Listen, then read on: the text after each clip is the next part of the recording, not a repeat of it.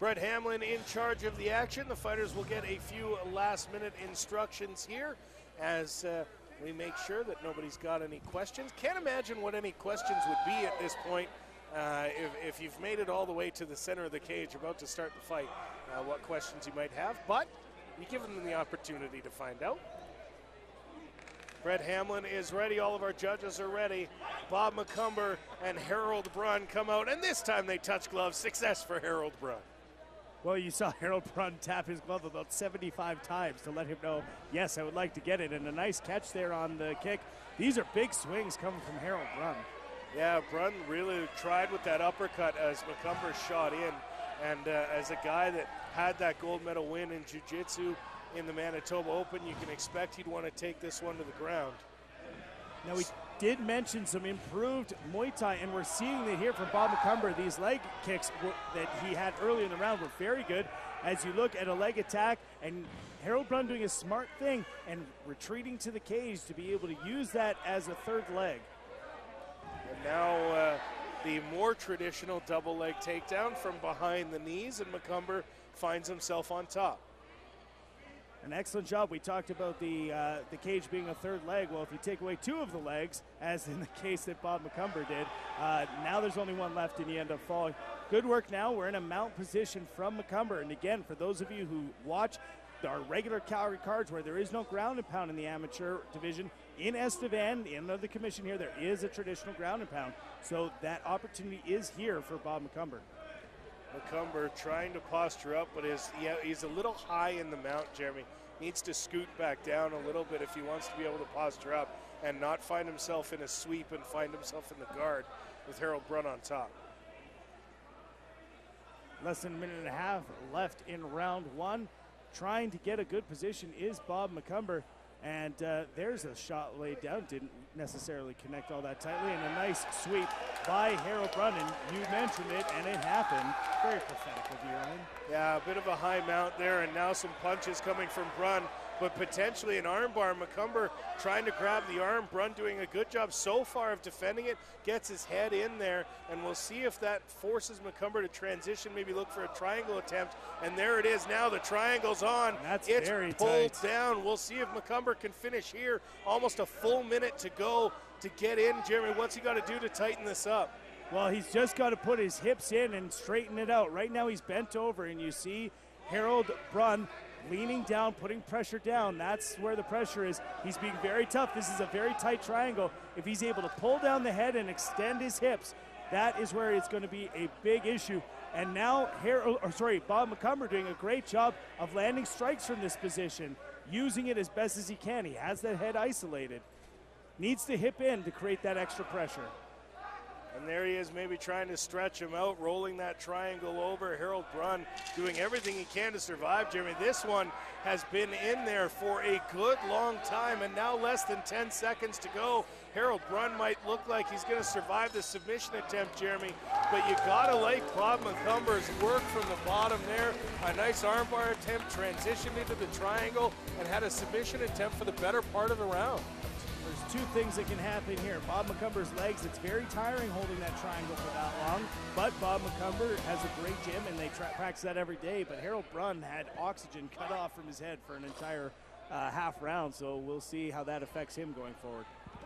So they touch gloves again, and Harold Brun, who maybe had the better of the striking when the two were on their feet earlier, is looking to continue to do that, pacing forward, knowing that being in that submission attempt for that long probably cost him round number one, so he's going to have to stalk and get this one back against Bob Macumber. And cutting off the cage, putting Macumber into a corner to make it so they can cut him off if he goes left or right. And these are strikes here. They are just barely landing. It was a nice combination, though. Had a nice one, too. Not much footwork here from Macumber, Jeremy. Just kind of standing still, waiting for Brun to come in, maybe looking for that opportunity for a shot, but pushing him back.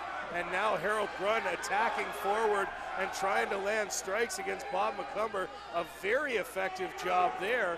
And now Macumber has Brun up against the cage. A low knee not caught by the official.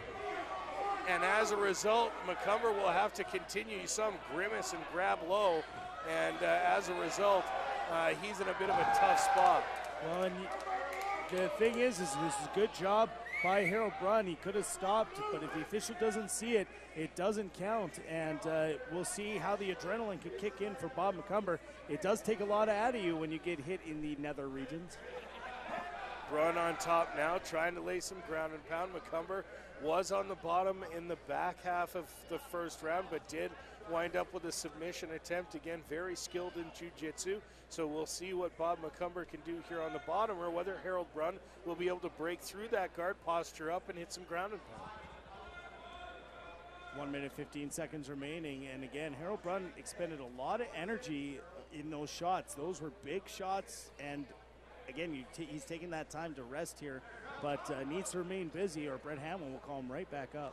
Harold Brun now both hands free and dropping punches as a result. Some big ones landing, but no worse for wear. Bob Macumber, that one sounded like it would have gone through his face had he hit him, but it just hits the canvas. And now more punches from the top.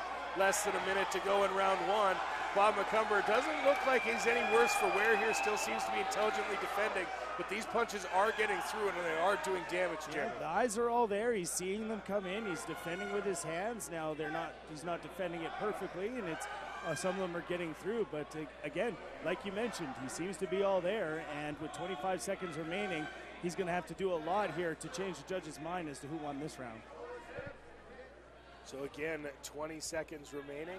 Macumber now looking for wrist control, just holding Harold Brun down, looking to get to round number 3, where he'll be looking for a finish likely, or to put together a round like he had in round number 1. But some big knees being thrown there at the end of the round.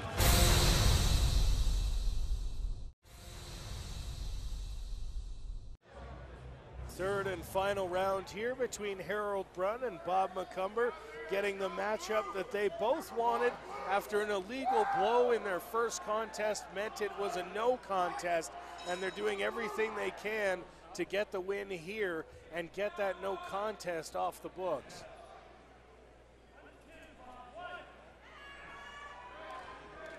Brun steps in again. It really seems, Jeremy, like Macumber's not wanting anything to do with Brun striking, but in fact wants to take it to the ground and will shoot, and does so after falling on the head kick. Brun swarms in, Macumber recovers and secures the takedown. We'll see how Macumber works from the top as using the unorthodox miss the spinning head kick, taking him down, in a Kimura attempt here being placed by Harold Brun, and it's fairly tight. He needs to shrimp his hips out to create the extra pressure, but this is something a jiu-jitsu blue belt would have seen many times, and you look at him stepping the knee over and stopping that submission. And it looks like he's almost got momentarily a crucifix position here, Jeremy. This Bob Macumber over top of Harold Brun, and it looks like trying to convert to the mount. Now he has his back, and now Harold Brun in trouble again with a choke from Bob Macumber. Excellent continuity here by Bob Macumber, slipping to the back. He doesn't have it under the chin, so Harold Brun being very calm, very patient, but there is going to be that time. If he can slip it under the chin, work that forearm under, it's going to be very tight, very quick. And you can see at the body triangle as well, he's got lots of time to work this submission with 1:34 to go in round number 3, our third and final round. But the body triangle means that Harold Brun really has nowhere to go, Jeremy. And in the meantime, Macumber can just wait for his opportunity to pick up the choke. Yeah, the reason that you do a body triangle as opposed to a regular round, and this one looks fairly deep, but again, attacking the top hand, very intelligently defending, is Harold Brun. The body triangle allows it so that no matter where Harold Brun turns, glued to the back will be Bob Macumber. Again, peeling that extra hand away, not allowing the pressure to get in there. Harold Brun intelligently defending, Jeremy, but again, in what is likely a deciding third round, when you've got Bob Macumber in a dominant position like this, that can't do well for you. He's got to scramble to get out while not giving up the choke and maybe find himself in a dominant position before this round ends. And the thing that we've seen in the past from this position is when they throw punches from the back, throw punches, and if they punch the jaw and then find a punch that ends up underneath the chin, that is when they're able to secure that choke. So we see Bob Macumber now landing some punches and now working, and it looks like that forearm is close to the chin, but Harold Brun doing a great job shoving his chin right down to his chest to stop that rear naked choke. And again, more punches coming from Macumber here as he continues to throw. Just 10 seconds left in round number 3. Bob Macumber doing the vast majority of the damage in round number 3. We'll see if the judges saw it the way we did momentarily as they'll add up the scorecards. Harold Brun and Bob Macumber go to a decision.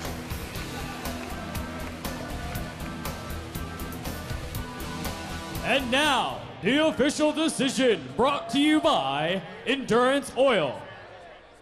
The winner by unanimous decision in the blue corner, Bob the Builder Macumber. So a win tonight for Bob Macumber. Ari, significant ground dominance from Macumber in both the first and third rounds. Yeah, he had great submission attempts in the first and third rounds, dominated those rounds, and that's quite frankly why he won the fight. So can he do it? Yes, he can. Bob the Builder Macumber is your winner.